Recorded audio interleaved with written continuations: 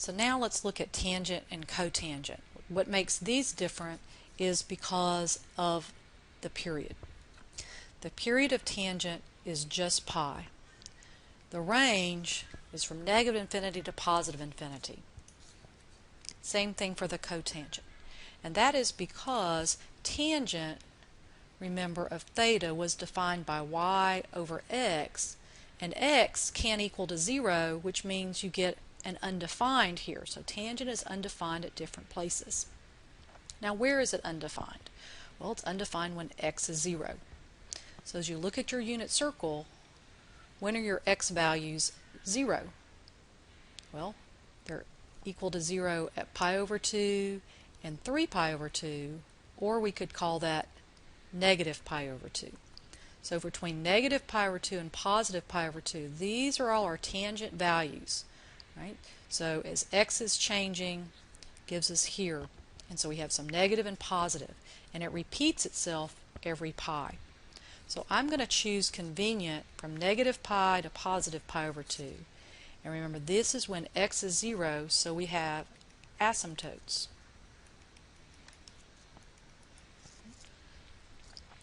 When we have this at 0, tangent is y over x. Well, the y value is 0, the x is 1, so we get a tangent value of 0. Right there at 45 degrees or pi over 2, the x and y is the same, so you get a tangent value of 1. And I'm going to call this 1, 2. So at pi over 4 we have 1. So we have this graph that looks like this. It's approaching the asymptote. And then down here at negative pi over 4 we have a value of negative 1. And that's what your tangent graph should somewhat look like. All right. It fits it between two asymptotes. You get the whole idea of the tangent graph, all the positive and all the negative values. And again, that period is pi.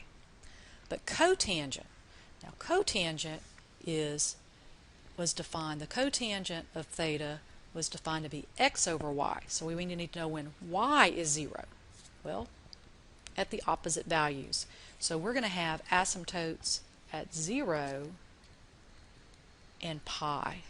And in like manner, the cotangent is equal to 0 at pi over 2. I'll call that 1 and negative 1. The cotangent of pi over 4 is positive 1, and 3 over 4 pi is negative 1. So you should get a graph that looks something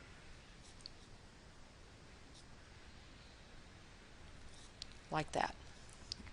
So they're kind of mirror images, they're also shifted. So we have asymptotes here at 0 and pi, asymptotes here at negative pi over 2 and positive pi over 2.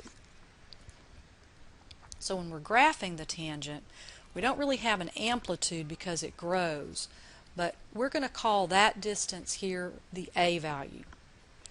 Right? So the quasi-amplitude.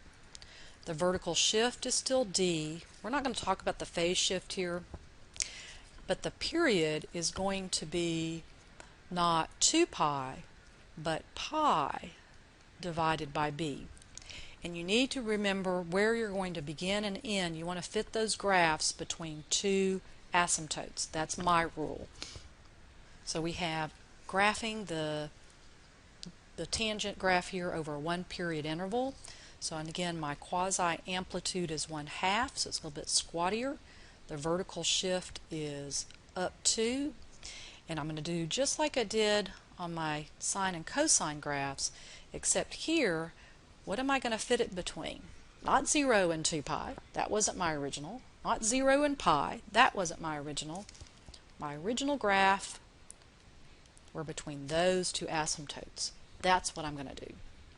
So I'm going to add pi over 3 and get negative pi over 6 and positive 5 pi over 6. I'm going to divide everything by 2.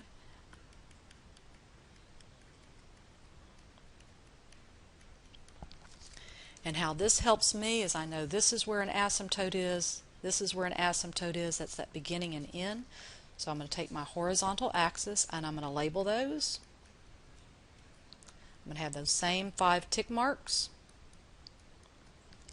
I need to find the middle. So again, I add -1/12, +5/12, that's 4/12. Take half as 2/12, otherwise known as 1/6. Calculator may come in handy. Just leave out the pies, just leave your fractions. So this is -1/12 plus 1/6, which was 2/12. 2/12 and a -1/12 is 1/12 divided by 2 is 1/24. Ugh, yucky. In like manner, you're going to get this to be 7/24. Again, I'm just going to put a vertical axis. Notice I'm not putting it at 0. It's harder to label it that way for me. Okay, so since it was shifted up from 0 at 2, I know this starts at 2, and then I'm going to go up a half and down a half. So what this tells me is that my key points fit between those boundaries and those boundaries. So I know this is an asymptote, this is an asymptote, the tangent in the middle is at 0. Then the question does it go up or down? That's just something you need to memorize, but the tangent goes up here, down here,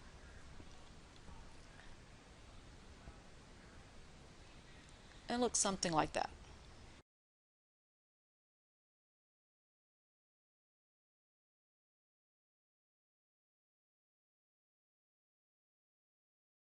Let's do a cotangent.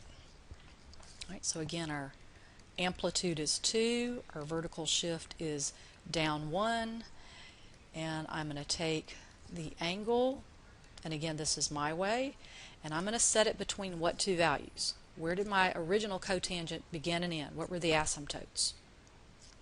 They were at 0 and pi. That's the tricky part. You've got to just memorize that. So I'm going to subtract pi over 4.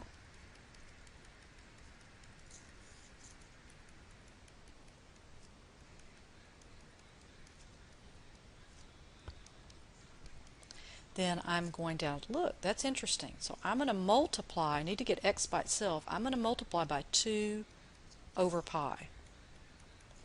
All right, so that's going to cancel all that out. That's going to cancel out the pi's. I'm going to reduce that to just 1/2, and I'm going to reduce this to 3/2. The pi's went away. We're still in radians, right? Not in degrees. So again, this is my beginning, this is my end. So take that horizontal axis,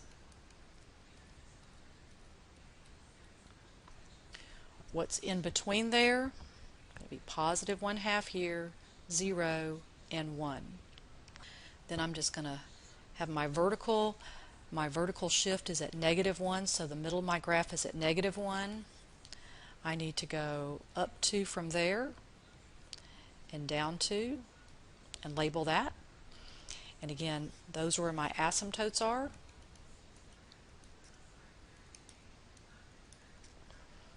And then the middle is always going to be 0 along your horizontal shifted axis. Remember, it shifted it down 1. And then where does your cotangent? Well, it's going to come back 2 above your horizontal axis and 2 below your horizontal axis.